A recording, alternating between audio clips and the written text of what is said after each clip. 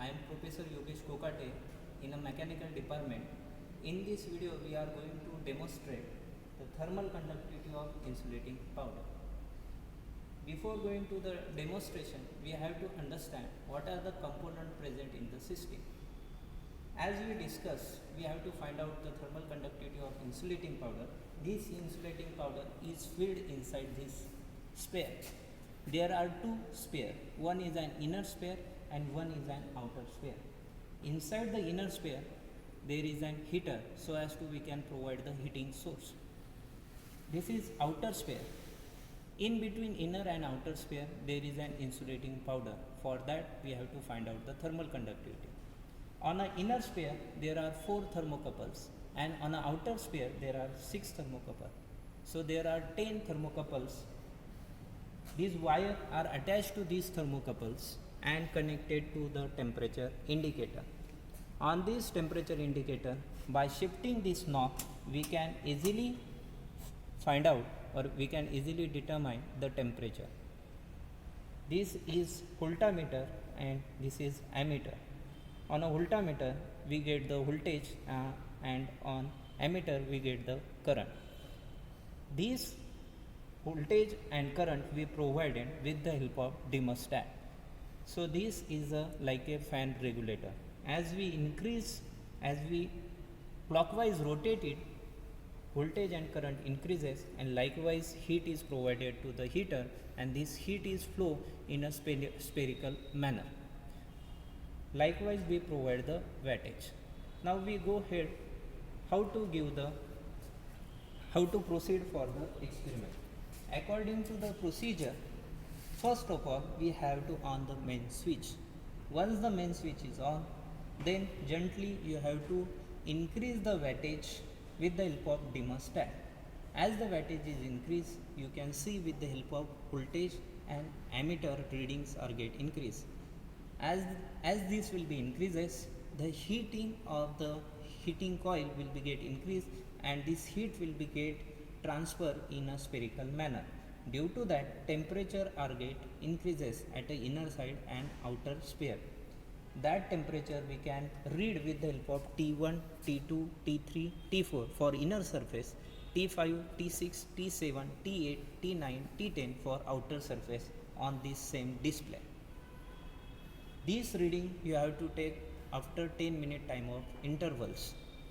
After some time you see that temperature will becomes constant. That stage we call as an steady state, and this reading of steady state is important for the calculation. Now we start the demonstration. As we seen that we have to start with the main switch, so I on this main switch. If you see that there is no voltage and ammeter reading, it is 0 because we are not provided any kind of wattage with the help of thermostat.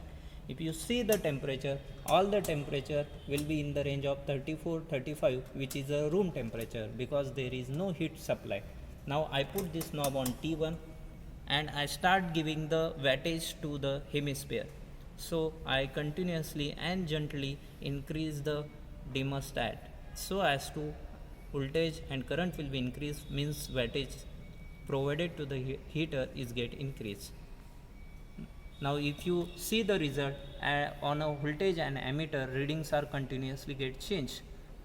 Now I stop giving the wattage over here, that is 80 and 0.35, because this product in between 20 watt to 40 watt.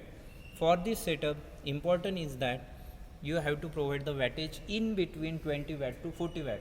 Above 40 watt, heater don't have capacity, it will be get burn. So don't provide the above 40 watt wattage. So this is the initial reading. So initial reading are nothing but voltage is 80 volt, current is 0.35 ampere, and T1 to T10 temperature 40, 35. You can write it down all the temperature as a room temperature, that is 35, 35, 35, 35, 35 like this up to T10. Now after 10 minutes this temperature will be get changed. Now that change temperature we have to write down in our observation table. That procedure we have to continue after 10 minute of time of interval till you will get the steady state.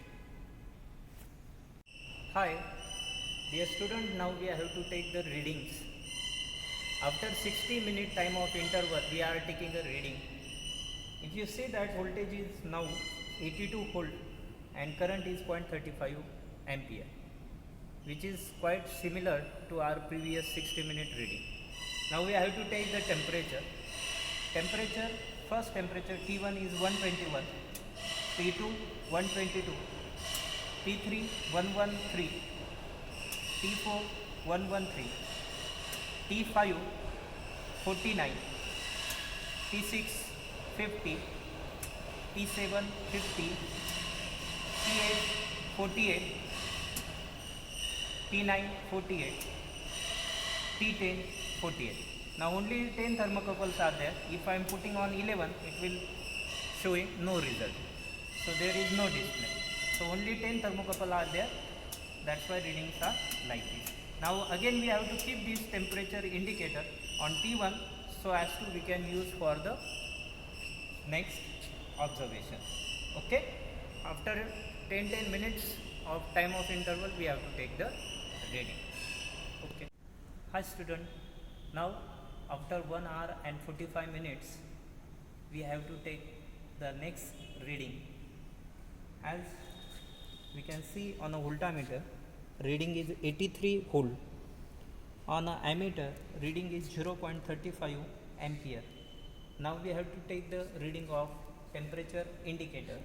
So temperature indicator reading from T1 is 132, T2 133, T3 123, T4 124, T5 52, T6 53, T7 53, T8 50, T9 50, T10 51.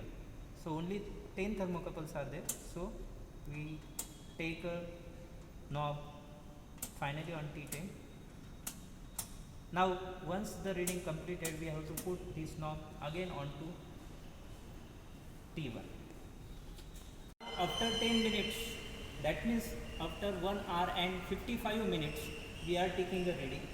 As you see, this voltage is 84 and current is 0.35.